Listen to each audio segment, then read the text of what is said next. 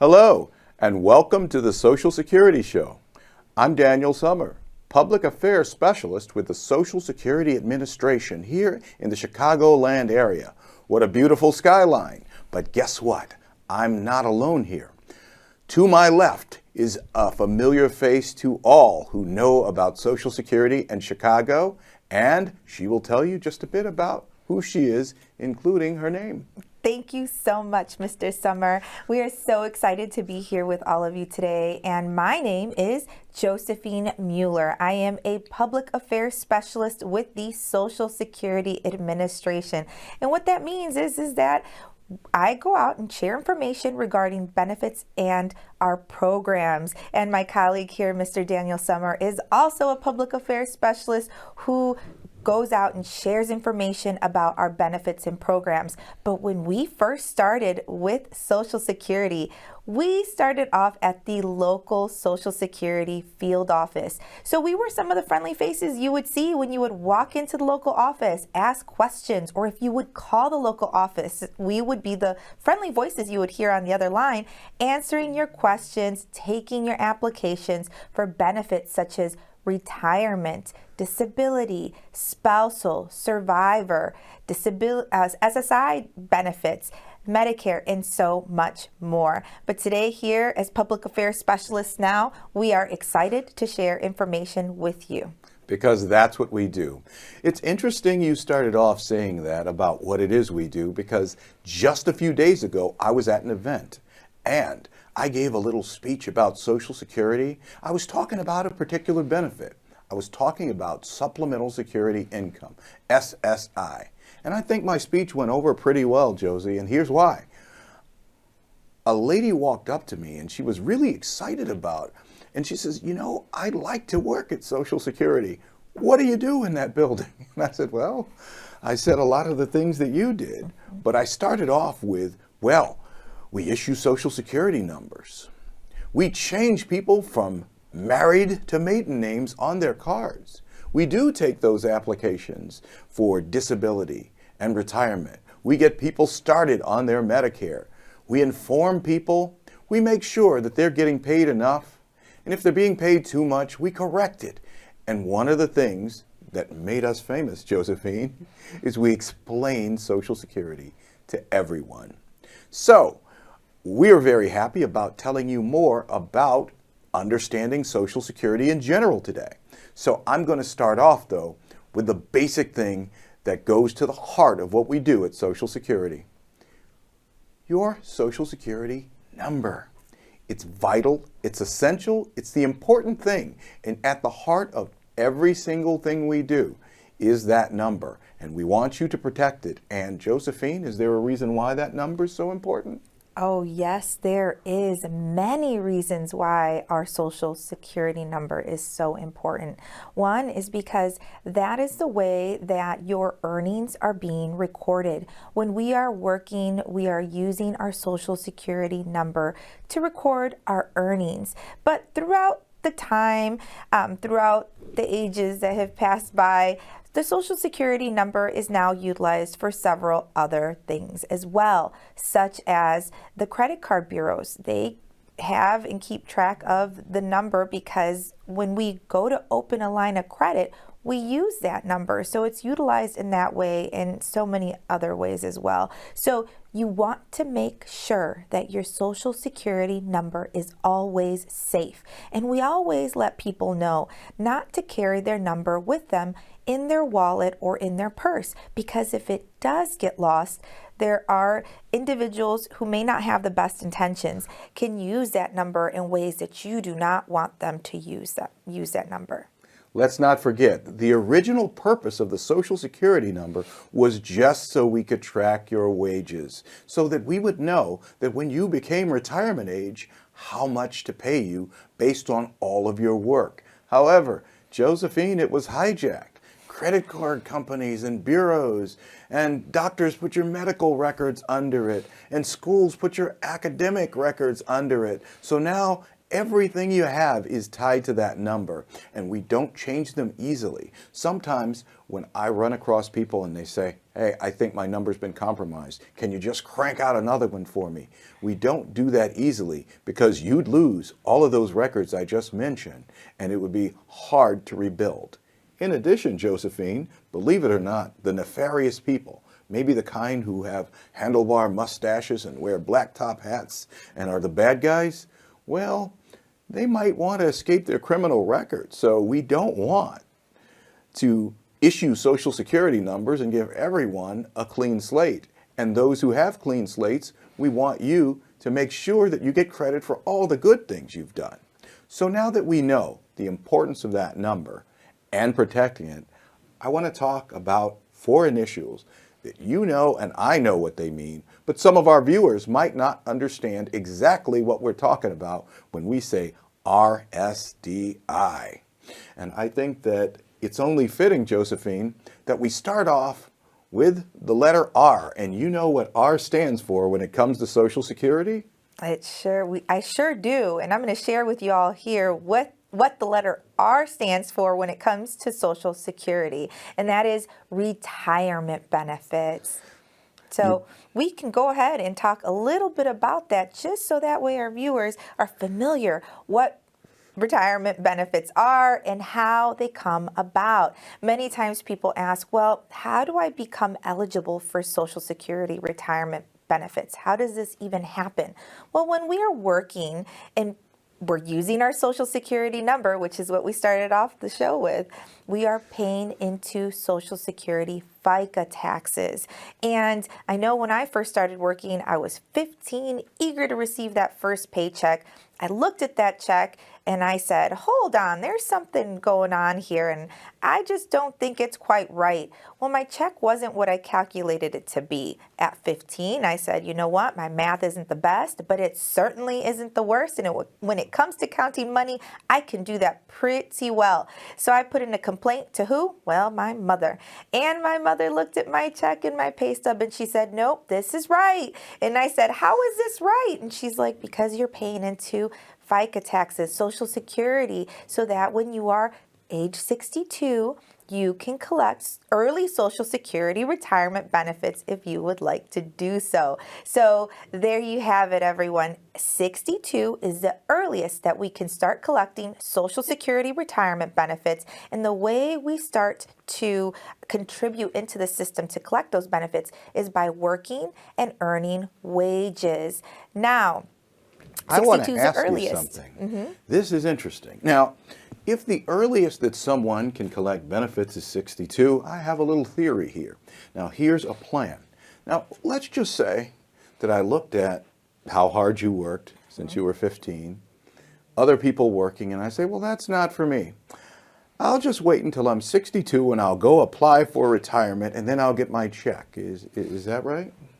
Well, when somebody has not worked sufficiently enough and paid into Social Security or has not worked at all, Social Security retirement benefits under your own record, you may not be eligible for them because in order to receive Social Security retirement benefits, we must at least work 10 years paying into the system sufficiently enough to be eligible for benefits at age 62. However, Mr. Summer, I did mention that that's off of our own record. If somebody were to come to us at age 62, and I may be going a little far out into this topic because this is part of well, what did we say that was, Mr. Summer? RSDI. So if we go to the next letter, which is S, that is spousal or survivor's benefits. So we talked about retirement benefits, what that letter R stands for. Now, retirement benefits are based off of our own record. But if we move on to S, even though we are not eligible, say at 62, say we didn't pay enough into Social Security taxes on our own record, we may be eligible under a spouse's record. And I'm going to go ahead and pass over the ball to you, Mr. Summer, so you can talk about those spousal benefits. Well, I guess my retirement plan of just not working and then getting something for nothing doesn't work. So just remember, you absolutely contribute. And when Josephine said FICA, my hair stood on end because FICA is Federal Income Contributions Act, meaning you contribute to those taxes. And it's a law, the act part. And the good thing about it is you're not the only one contributing to it. To get that retirement or those survivors or spousal benefits, your employer matches the amount that you contribute. So you see, this system works to support itself, but not just itself. It works to support you and your loved ones. Because when you said spouse, Josephine, let's look at it this way. A spouse, however, may not have worked and paid into FICA by an employer. However, your contributions help your spouse. So that way, a wife can receive benefits from a husband or vice versa. It doesn't matter because the contributions were made and they protect you and your family, giving benefits and making them available in case something happens. Let's talk about the survivors part of this. Now, if someone passes away, even if it was the breadwinner who brought everything in, you would think, oh my God, what is that family going to do? But Social Security is an insurance. You're paying into it. And if something unfortunate happens and you lose a loved one, the one who's contributing and paying, you're not left high and dry. And here's why. Those benefits can go to the spouse, to the children. The people that individual supported with their work will reap the benefits of the payments they made into those FICA taxes. Is that how it works, Josephine? Well, so yes, we are contributing so that way we're not only contributing for our own, for ourselves, but also for a family. Now, Mr. Summer, I also want to touch base on something very important as far as a survivor's benefit and when it can start, because I mentioned for retirement benefits that the earliest that benefit can start is at age 62. However, if you are a survivor, you can receive benefits as early as age 60. That's absolutely an important distinction because getting a survivor's benefit isn't necessarily something that most of us will look forward to. We don't like losing our loved ones. However, you lose your loved one and it's earlier than 60. What happens then? Well, there are circumstances under which a person could collect even earlier. For instance, if someone has children and those individuals need support and benefits, guess what? The survivor's benefit doesn't only go potentially to the spouse, it can go to the children. And let's just say those children are young. Say they're under 16, they're 5, they're 10. Well, guess what? That spouse, even if they're not even age 60 yet, could potentially receive a benefit. So that's both the children or child and the spouse to help support that family. So when you make those contributions, you're really ensuring your family's security. That's how it works. A good thing about that program, though, is we don't just look at it with blanket 60. There are some individuals, let's say they were disabled before their spouse passed away. What happens then? They can receive the benefit even earlier than 60, even if they don't have children who are underage, as early as age 50. So now, we've talked a little bit about retirement. We've talked a bit about spouses and survivors, how you pay and contribute. But there's something missing here, Josephine. DI, those letters mean? Disability benefits. So let's talk about disability benefits next, because many times people ask us, well, how can I be eligible for Social Security disability benefits? where do Social Security disability benefits come from? Well, they come from those FICA taxes we've been paying into. So we are essentially, it's an earned benefit. So if we become disabled before our full retirement age and we have a disabling condition that's going to last for a year or more or result in our passing, and we are unable to work due to our disabling condition, we may qualify for Social Security disability benefits. But there's also another program. What if we haven't worked enough and paid into Social Security in order to be eligible for Social Security disability benefits? Is there another program for individuals that need assistance, Mr. Summer? Indeed, there is. And it helps to supplement the income that they may have, whether they have little or no income. If an individual does not have a lot of resources and they become disabled, or say they're disabled very young, or they were a homemaker, there's always the potential for them to receive supplemental security income. It's a needs-based program for people who don't have a lot, but just like the rest of us, they have needs for food, shelter, and clothing. And Social Security is designed to assist. So what we want to do is make sure that people, even if they haven't had the opportunity, say, if someone became disabled at age 10, it's not very likely they're going to have 10 years of work that they've paid into FICA and be eligible for disability, unless they were a very good-looking child actor and they starred in a lot of commercials. In those instances, the Social Security Administration does wish to ensure that they have benefits. And SSI depends on a few things that are a little different. For instance, your income and resources matter. If you're getting disability based on your work, you could be a trillionaire. You still paid that insurance. But when we talk about the word insurance, remember, RSDI is for Retirement Survivors Disability Insurance. Now, considering disability, we all think that's going to happen to someone else. But the truth is, 1 in 3 individuals become disabled at some time during their working life. You never want it to be you, because we all plan to retire and use the R portion of that. We don't try to use the D portion, but understand those same FICA taxes that you paid protect you for retirement and also are there as a safeguard in case you pass away and your family are survivors, and also in the event that you become disabled. So as you can see, what we do here at Social Security is to ensure that you and your family are well covered in the event that you do retire and have that big party. In the event that someone passes away, the family survives. And also, sometimes when a person is unfortunate and has an impairment, we're here for you throughout life's journey. Josephine? That's true. We certainly are with you here throughout life's journey. So we talked a little bit about retirement benefits, spousal, survivors, disability benefits, and SSI. But we want to mention that there are certain individuals that can receive SSI without showing that they have a disabling condition.